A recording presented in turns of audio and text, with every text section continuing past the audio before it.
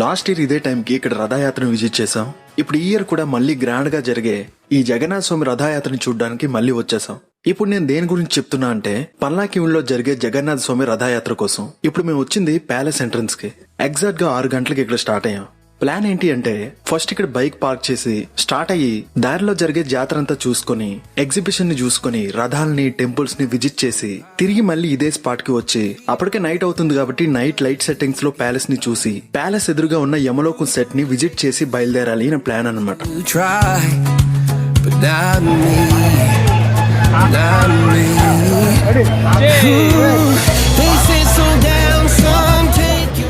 తినడానికే వచ్చాం.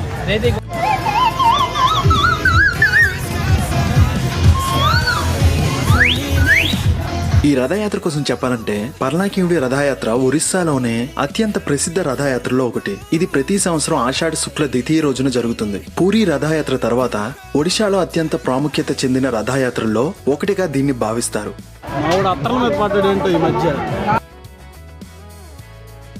ప్రస్తుతం జగన్నాథుడు, బలభద్రుడు, సుభద్రమ్మ ఈ ముగ్గురు కోసం ప్రత్యేక రథాలుంటాయి. వేలాది మంది భక్తులు ఆంధ్రప్రదేశ్, ఒడిశా ప్రాంతాల నుండి ఇక్కడికి వచ్చి మరీ రథాలను లాగుతారు. ఓం భగభుగే భగిని భాగోదరి భగవానుతే పడట్లే 60 రూపాయలు మా అకౌంటెంట్.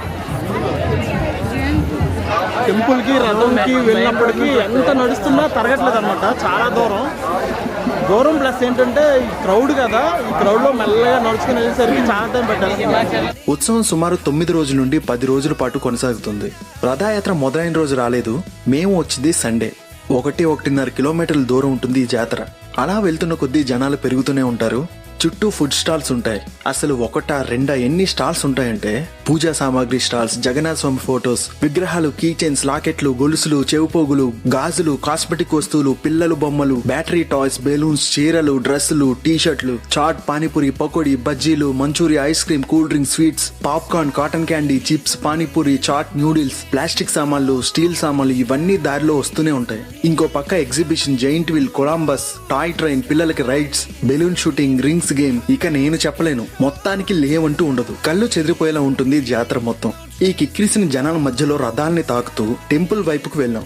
లాస్ట్ ఇయర్ టెంపుల్ లో ఉన్న క్రౌడ్ ని చూసి ఇక ఇదంతా మనకు సెట్ కాదు అని దర్శనం చేసుకోకుండానే వెళ్ళిపోయాం. కానీ క్రౌడ్ ఎలా ఉన్నా ఈసారి మాత్రం దర్శనం చేసుకుని వెళ్దామని డిసైడ్ అయ్యి లోపలికి వెళ్ళాం. ఇంత జనాలకు కూడా దర్శనం అవడం నిజంగా అదృష్టం. జై జగన్నాథన్ నినాదాలతో, మరోవైపు భజనలతో కోలాహలం మామూలుగా లేదు.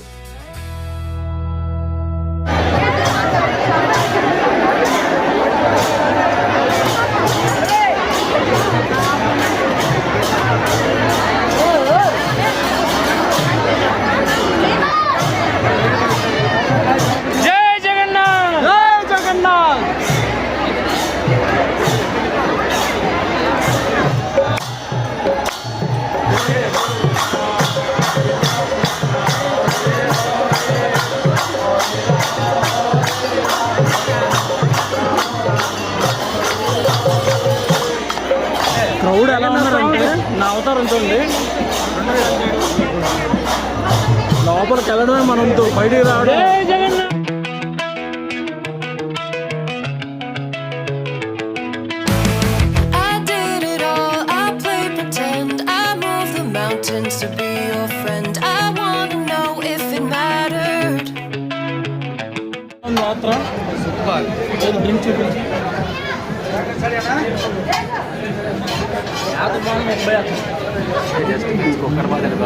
దర్శనం అయిపోయాక తిరిగి మళ్ళీ అదే దారిలో ప్యాలెస్ కి బయలుదేరాం. ప్యాలెస్ ని చూడాలంటే డే టైం కంటే నైట్ టైమే చాలా బాగుంటుంది. పక్కన యమలోకి ఉంటే వెళ్ళాం. టికెట్ కాస్ట్ ఒకరికి 70 రూపీస్.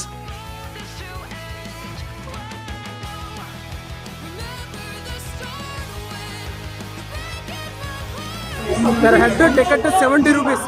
లైన్ తక్కువే ఉంది కానీ లోపల కొంతమంది బయటకు వచ్చే వరకు బయట ఉన్న వాళ్ళని లోనికి పంపట్లేదు. దానివల్ల 20 మినిట్స్ వెయిటింగ్ తోనే అయిపోయింది. ఫుల్ లైన్ ఉంది.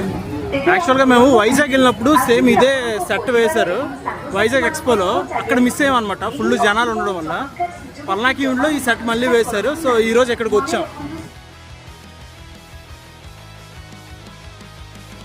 ఇంకా లోనికి వెళ్ళాక ఎంట్రన్స్ లో యమధర్మరాజు పక్కన చిత్రగుప్తుడు వచ్చే పాపులను విచారించే సన్నివేశాన్ని సెట్ లా పెట్టారు. సూపర్ అనిపించింది. చాలా వరకు రియలిస్టిక్ గా ఉంది.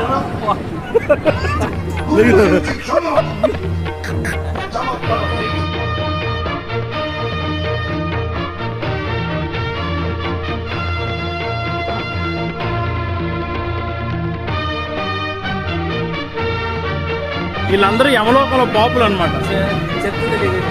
ఈడు ఒక పాపి.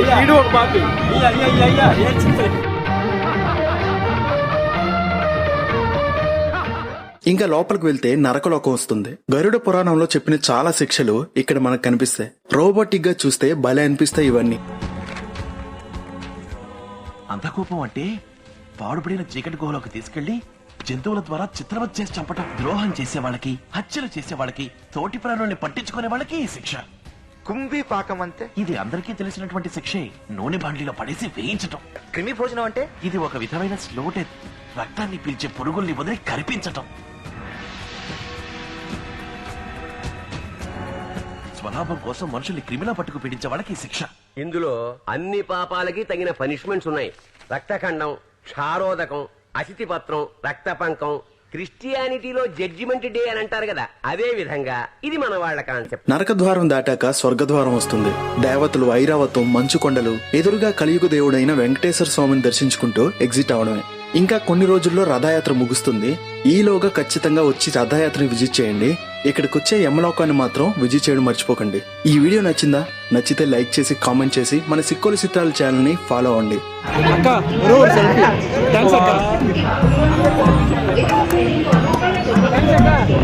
Thank you.